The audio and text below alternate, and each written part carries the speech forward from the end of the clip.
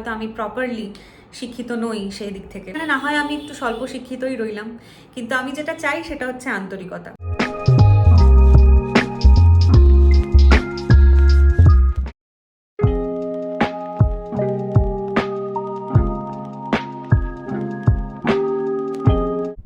Hi everyone, কেমন আছো তোমরা সবাই?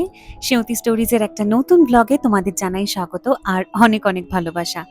আজকে এখন যে ভিডিওটা দেখছো সেটা না রবিবার দিন রেকর্ড করেছিলাম। এই সময়টায় ছাদে আসতে ভীষণ ভালো লাগছিল, এই কারণে একটা মিষ্টি সুন্দর হাওয়া দিচ্ছিল।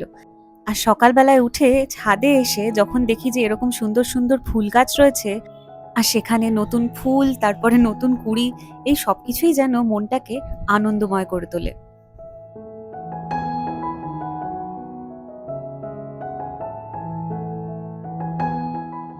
আজকে সকালে আমাদের পছন্দের জলখাবার বিভিন্ন তরিতরকারি দিয়ে ম্যাগি। এইটা যে কি ভালো লাগে খেতে, এবং এইটা যবে থেকে খাওয়া ধরেছি না, এমনি শুধু শুধু ম্যাগিটা খেতে আজকাল আর অতটাও ভালো লাগে না। মনে হয় যদি একটু তার মধ্যে গাজর, বিনস, ক্যাপসিকাম এসব দেওয়া হতো তাহলে বেশ হতো। কিংবা যদি এত শত কিছু নাও থাকে, শুধুমাত্র একটু কড়াইশুঁটি হলেও মনে হয় যে ওহ, ম্যাগিটা দারুণ খেতে হয়েছে। আজকে আবার এইসব কিছুর সঙ্গে একটু ডিম ভাজাও করে দেওয়া হয়েছিল, আর এই পুরোটাই বানিয়েছে আমার শাশুড়ি মা। ছোটবেলা থেকেই রবিবারের এই যে রবিবাসরীয়, এর একটা আলাদাই বোধহয় গুরুত্ব দেখে এসেছি বাড়িতে। যেখানে বাবা মাকে দেখতাম, বিশেষ করে মাকে রবিবাসরীয়টা আগে পড়ে তারপরে বাকি কাগজটা হয়তো পড়তো। আমারও খানিকটা এখন সেই অভ্যেসটাই রয়ে গেছে। এখানে দেখছিলাম যে ছোট গল্প কি রয়েছে, কারণ ছোট গল্পগুলোই মেইনলি পড়া হয়। আর তার সঙ্গে কোনো বিশেষ ব্যক্তিত্ব সম্পর্কে যদি কিছু লেখা থাকে সেটাও পড়ে নি, তবে ধারাবাহিকটা ওইভাবে আর পড়া হয় না। তবে আজকে বাণীব্রত গোস্বামীর এই গল্পটা খুবই মন ছুঁয়ে গেল। একটু মন খারাপ হলো ঠিক কথাই, আর মন থাকলে তো সেটা খারাপ হবেই, কি আর করার আছে। কিন্তু ওই খারাপ মনটা যখন আবার ভালো হয়ে গেল, সেটা হলো এক প্লেট বিরিয়ানি দেখার পরে। আজকে সৌরভ বলেই দিয়েছিল যে ছুটির দিন যেহেতু, আজকে দুপুরবেলায় কিন্তু বিরিয়ানি খাওয়া হবে। বাড়ির কাছাকাছি যে দোকানটি থেকে বিরিয়ানি আনা হয় সেটা এত টেস্টি যে কি বলবো তোমাদের। আর এটার মধ্যে গোলাপ জল, কেওড়া জল অথবা মিঠা আতরের মাত্রাটা ভীষণই কম, যার জন্য খুব একটা কিন্তু ওভার পাওয়ারিং মনে হয় না স্বাদটা। ভীষণ সুন্দর খেতে। আর আজকে জমিয়ে খাওয়া দাওয়া তো সকাল থেকে শুরুই হয়েছে, দেখতেই পাচ্ছ। তাই লাঞ্চের পরে আইসক্রিম খাওয়ার কথা হলো। বেশ অনেকদিন পরে ম্যাগনাম খাচ্ছি, আর খুব ভালো লাগলো খেয়ে। কিছু কিছু পছন্দের জিনিস যখন অনেক দিন পর পাওয়া যায় তখন আনন্দটা দ্বিগুণ বেড়ে যায়। আজকে হলো পরের দিন সন্ধেবেলা। আজকে সৌরভকে অনেক আগে থেকেই আর কি পাওয়া গেছে, কারণ ইউজুয়ালি এই টাইমটাতেও থাকে না। সেই জন্য হঠাৎ করে ডিসিশন নেওয়া হলো যে কসমোস মল যাওয়া যেতে পারে। আর যাওয়ার আগে যে জিনিসটা আমি দেখতে পেলাম, আমি অনেকটাই দূর থেকে চেষ্টা করছি ভিডিও করার, আমি জানি না তোমরা কতটা বুঝতে পারছো। সেটা হচ্ছে জানলার ওই গ্রিলটাতে একজন রয়েছে। ছোটবেলা থেকে এই টিকটিকি জিনিসটা আমার বিরাট একটা অপছন্দের এবং ভয়ের জিনিস।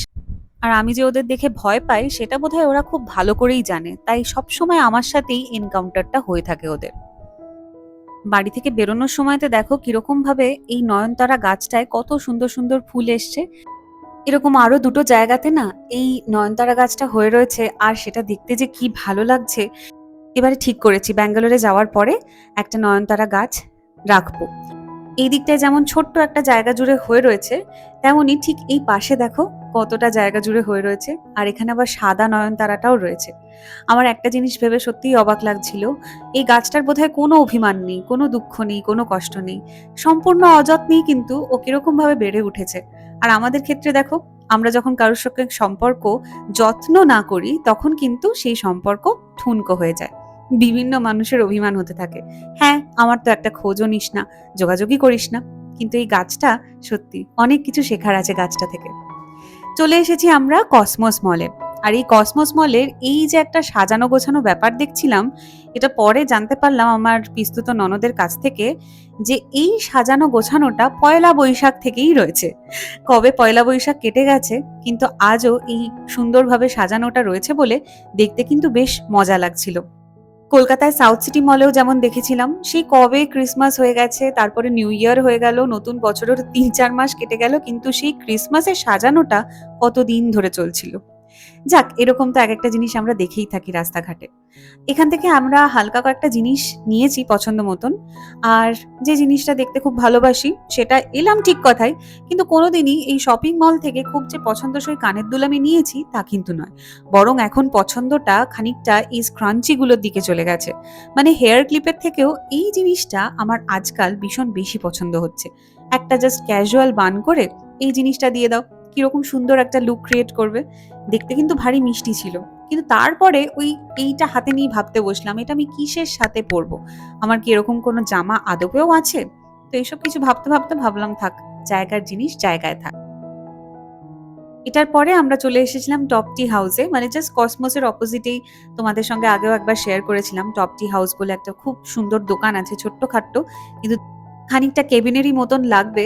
আর এদের খাবারের কোয়ালিটি, মানে বিভিন্ন রকমের স্ন্যাক্স এখানে অ্যাভেলেবল, যার মধ্যে আমি যতবারই এসেছি এই ঘুগনিটা নিয়েছি, এবং ঘুগনিটা আবার অপশনও থাকে যে ডিম সেদ্ধ দিয়ে লাগবে নাকি ভেজ, মানে ভেজ বলতে এই ডিম ছাড়া ঘুগনিটা। এর সঙ্গে টোস্টও নেওয়া হয়েছিল, তবে আমি পুরোপুরি ঘুগনিতেই কনসেন্ট্রেট করেছিলাম। আমার শ্বশুর শাশুড়ি আবার একদমই ঝাল খেতে পারেন না, তো সেই জন্য পাত থেকে ওই লঙ্কাগুলো আমি নিজের প্লেটটার মধ্যে নিয়ে নিয়েছিলাম, কারণ আমি ঝাল খেতে ভীষণ ভালোবাসি। আর কাঁচা লঙ্কা দিয়ে ঘুগনি, হ্যাঁ, এইটার উপর একটা জিনিস মিস করছিলাম, একটু যদি ধনেপাতা হতো তাহলে আরো ভালো হতো, কিন্তু তা বাদে ঘুগনিটা অসাধারণ ছিল। আর এখানে দেখো পাশে মেনুতেও রয়েছে প্রচুর রকমের অপশনস, সেগুলোও দেখতে দেখতে ভাবছিলাম নেক্সট টাইম যখন আসবো তখন কিন্তু এই অন্যান্য জিনিসগুলো একবার ট্রাই করে দেখবো। এখানে কি নেই, ভাই ভাই রয়েছে, মোমো রয়েছে, আর ঘুগনির তো এক এক রকম ভ্যারাইটি দেখলাম, চিকেন দিয়েও আবার ঘুগনি রয়েছে। তবে আমার খুব ইচ্ছে রয়েছে ভাই ভাইটা এখান থেকে খাওয়ার পরের বার। তারপরে আমরা এলাম একটু বিধান মার্কেটে, কয়েকটা প্রয়োজনীয় জিনিস নেওয়ার ছিল। আর আজকে মার্কেট চত্বরটা যে টাইমে আমরা এসেছি সেই টাইমে অলমোস্ট ফাঁকা হতে শুরু করেছে। যেন এখানে অনেক পাহাড়ি মানুষেরা আসেন, কেনাকাটা করে আবার পাহাড়ে ফিরে যান। কি মজা না!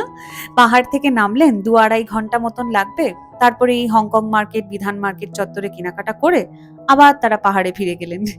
আমরা যারা সমতলে থাকি তারা মাঝে মাঝে এই পাহাড়ি মানুষদের দেখে ভাবি, ইস, কত মজাতেই না ওনারা আছেন। কিন্তু হয়তো চ্যালেঞ্জেসের কথাগুলো তখন আর মাথাতেই আসে না। এইমাত্র আমরা বাড়ি ঢুকলাম, আর ব্লগটাকে আজকে ভাবছি যে এন্ড করব, মানে এন্ড করার সময় চলে এসেছে। তো আপনাদের সাথে একটুখানি কিছু কথা বলার আছে।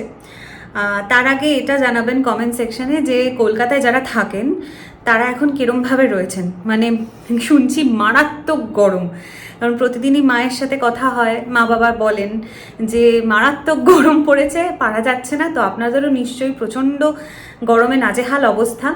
তো আশা করি আর কিছুদিনের মধ্যে হয়তো সিচুয়েশনটা ঠিকঠাক হবে। তবে একটা জিনিস জানেন যে শিলিগুড়িতে হঠাৎ করেই খুব ভালো ওয়েদার এখন চলছে, মানে বৃষ্টি, একটু মাঝে মাঝে ঠান্ডা হাওয়া। হ্যাঁ, 1-2 দিন গরম পেয়েছি ঠিক কথাই, কিন্তু তাহলেও ওভারঅল ওয়েদারটা ভালোই রয়েছে। ব্যাঙ্গালোরেও এবার প্রচণ্ড গরম পড়েছে, আপনাদের তো আগেই ব্লগে বলেছিলাম। আর পারবো না, অনেকক্ষণ আমি ট্রাই করেছি, আর আমি পারবো না। আমি আসলে চেষ্টা করলাম, কারণ আমার লাস্ট ব্লগে আমি দেখলাম যে কিছু মানুষের সমস্যা হয়েছে, কারণ আমি তুমি করে কথা বলি ব্লগে, এবং এই প্রশ্ন বা এই কথাটা যে তুমি করে নয় আপনি করে বলুন, এই কমেন্টটা আমি আগেও পেয়েছিলাম। কারণ সত্যিই অনেক মানুষেরই মনে হয় যে তাদের সম্মানে হয়তো আঘাত লেগেছে, কারণ আমি ঠিক করে তাদের হয়তো সম্মান দিয়ে কথা বলতে পারিনি। যেহেতু আমি আপনি করে ব্লগে প্রথম থেকেই কথা বলি না, আমি তুমি করে কথা বলি। এবং রিসেন্টলি আমার লাস্ট ব্লগটায় দেখলাম একজন ব্যক্তি আমার শিক্ষা নিয়েও সন্দিহান হয়ে পড়েছেন, বলেছেন যে কেমন শিক্ষা, যেখানে আমি আমার আপনি বলার কথা আমি সেটা না করে তুমি করে কথা বলছি, সবাই কি ছোট? তো আমার মনে হলো যে আমি একটুখানি বিষয়টা পরিষ্কার করে বলি, কারণ ভবিষ্যতেও হয়তো অনেকেরই এটা জিজ্ঞাসা থাকতে পারে। আমার সেউতি স্টোরিজ এই চ্যানেলটিকে একটি পরিবার স্বরূপ দেখি। আমার মনে হয় যে এটি আমার সোশ্যাল মিডিয়ার একটি পরিবার, এবং যেখানে আমার যারা সদস্যরা রয়েছেন তাদের সাথে আমি কোথাও গিয়ে মনে করি যে আমি যেন কানেক্ট করতে পারি আমার কথা বলার মধ্যে। এবং আমি যে খুব জোর করে আপনি না বলে তুমি বলছি, এই ব্যাপারটা কিন্তু নয়। আমার এটা জনসাধারণের মধ্যেও যখন আমার কোনো পরিচয় হয় কারোর সাথে, আমি খুব বেশিক্ষণ হয়তো আপনি বলে কথা বলতে পারি না।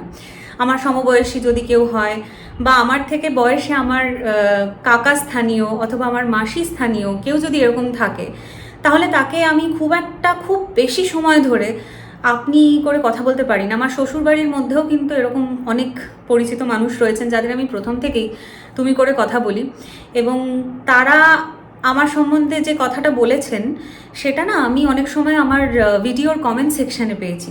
সেটা হচ্ছে যে তোমার সাথে কথা বলে মনে হয় বা তোমার কথা শুনে মনে হয় যে তোমাকে অনেক দিন ধরে চিনি।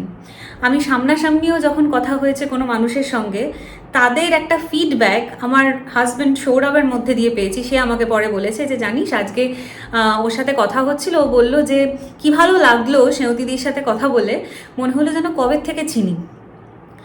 তো এই জিনিসটাই আমি চেয়েছিলাম বরাবর আমার ব্লগে যেন এইটা বজায় থাকে। বাড়িতে যেমন আমার মা বাবা বেশিরভাগ সময়তেই আমাকে, বাবা সবসময় আমাকে তুমি করে কথা বলে এসছে এতদিন ধরে। মা যেমন তুমি বলে তুই বলে দুটোর মাঝামাঝি, কিন্তু যখনই তুই বলে আমার মা, আমার সেটা শুনতে খুব ভালো লাগে। এগুলো একটা ডাক হয়তো, যেটা আমার খুব কাছের বলে মনে হয়, এবং সেই কারণের জন্যেই আমি ভিডিওতে প্রথম থেকেই তুমি করে কথা বলি। এটা আমার কোনো রকম উদ্দেশ্য নয় যে কাউকে আমি অসম্মান করব। ব্লগের মধ্যে আমার মনে হয় যে ওই আপনি করে কথা বলাটা আমি পারবো না। আমি সত্যিই সেক্ষেত্রে অপারক, এবং কিছু কিছু মানুষের কথায় হয়তো আমি প্রপারলি শিক্ষিত নই সেই দিক থেকে। সেটা না হয় একটু কমই রইল। এত যখন অন্যান্য মানুষেরা শিক্ষার পুরোপুরি মানে পরিমণ্ডলে রয়েছেন, সেখানে না হয় আমি একটু স্বল্প শিক্ষিতই রইলাম। কিন্তু আমি যেটা চাই সেটা হচ্ছে আন্তরিকতা। সেটা আমার ব্লগের মধ্যে দিয়ে যদি আমি স্প্রেড করতে পারি, এবং অন্যান্য মানুষ যারা আমার ব্লগ দেখেন সেটা যদি আমি নিজে পেতে পারি, আমার মনে হয় আমার সাফল্যটা সেখানে। এটুকুই বলার ছিল। আর আজকে আমরা জমিয়ে কেনাকাটা করেছি। কিছু কসমেটিক্স আছে সেটা আমি শেয়ার করব, এবং তার মধ্যে একটা জিনিস এমন আছে যেটা দেখে তোমরা অবশ্যই নস্টালজিক হবে। আমি ডেফিনিট, বিশেষ করে আমাদের মায়েরা যারা দেখছো বা আমার বন্ধু স্থানীয় যারা আছো তারা তো বটেই, দেখেই বুঝতে পারবে এবং তোমরা হয়তো ফিল করতে পারবে ব্যাপারটা। তো কি সেটা ওপরে গিয়ে তোমাদের দেখাচ্ছি, আর তারপরে ব্লগটাকে এন্ড করবো। আমি বোধহয় আগেও তোমাদের জানিয়েছি যে নেল পলিশের প্রতি আমার একটা অন্যরকম ফ্যাসিনেশন আছে, আর এই পিঙ্কিশ মভ কালারটা দেখার পরে আমি তো আর নিজেকে আটকাতেই পারিনি। জানো, নাইকাতে অর্ডার করেছিলাম 3টে নেল পলিশ, এখন অবশ্যই এসে পৌঁছয়নি। এই রে, এটা আবার পড়েও গেল হাত থেকে। এখন অবশ্যই এসে পৌঁছয়নি 3টে নেল পলিশ। সেই কবে অর্ডার করেছি, এখনো শুনছি তারা আসছে। কবে আসবে সেটা ঈশ্বরই জানেন। কিন্তু যাই হোক, আসার পরে নিশ্চয়ই তোমাদের সঙ্গে একবার কালারগুলো শেয়ার করবো। এই শেডটা আমার শাশুড়ি মায়ের জন্য, স্পাইসি সাংগ্রিয়া এটার নাম, আর আমারটার নাম হচ্ছে পিঙ্ক পিওনি। এই নেল পলিশের শেডগুলোর নাম কিন্তু শুনতে বেশ ভালো লাগে। হ্যাঁ, যেইটা তোমাদের সঙ্গে দেখানোর জন্য মানে শেয়ার করার জন্য আমি ভীষণ এক্সাইটেড, সেটা হলো এই যে শৃঙ্গারের এই লিকুইড কুমকুম বা লিকুইড টিপ। একটা নেওয়া হয়েছে লাল রঙের, আরেকটা হচ্ছে ডিপ রেড অথবা মেরুন রঙের। তবে এইটা কেনার জন্য আমার এক্সাইটমেন্টটা একটু আলাদাই ছিল। আমি এইটা দেখতে পেয়েছিলাম আমার শাশুড়ি মায়ের ড্রেসিং টেবিলে, আর ওইটাই আমি ব্যবহার করেছি বেশ কয়েকবার নিয়ে। গন্ধটা আমাকে এত নস্টালজিক করে দিয়েছে, আমি জানি না তোমরা কারা এখন এটা ফিল করতে পারছো। এটার যে গোল ভার্সনটা, যেটাতে মাল্টি কালার্ড টিপ দেখতে পাওয়া যেত, লিকুইড টিপ, সেটা আশা করি তোমাদের নিশ্চয়ই মনে আছে। আমি ওটা প্রথম আমার মাস্তুতো দিদির কাছে দেখেছিলাম। মানে ওই যে একটা লাল রঙের বাইরের বক্সটা ছিল আর ট্রান্সপারেন্ট ছিল, আর টিপগুলো পুরো ফিক্সড থাকতো বিভিন্ন রকম রঙের। কয়েকটা টিপ তো ব্যবহারই হয়তো হতো না, তবে এই টিপটার মধ্যে যে অদ্ভুত একটা সুগন্ধ রয়েছে। আমার মনে আছে যখন আমার এই মাস্তুতো দিদি আমাকে এক দুবার ওই টিপটা দিয়ে কোনো একটা জায়গায় যাওয়ার জন্য সাজানো হয়েছে আমাকে, তখন আমাকে ওই টিপটা পরিয়েছে। আমার তখন ওটার জন্য একটা খুব মজা হতো সেই ছোট্ট বয়সে। কারণ হচ্ছে ওই যে সুগন্ধটা আমার নাকে আসবে। কিছু কিছু জিনিস এমন থাকে যা সময়ের সঙ্গে সঙ্গে হয়তো হারিয়ে যায়, কিন্তু আবার যখন কোনো না কোনো ভাবে সেটা ফিরে পাই, তখন মনে হয় উফ, কতদিনের স্মৃতি আজও আমার সঙ্গে রয়েছে। যাক, তাহলে ব্লগটা আজকে এখানেই শেষ করছি। কেমন লাগলো অবশ্যই কমেন্ট করে জানিও, আর যদি ভালো লাগে তাহলে একটা লাইক করে দিও। তোমরা সবাই খুব ভালো থেকো, সুস্থ থেকো, সাবধানে থেকো, আর খুব শীঘ্রই দেখা হচ্ছে নতুন আরেকটা ব্লগে। তাহলে আজকের মতন জানাই বাই।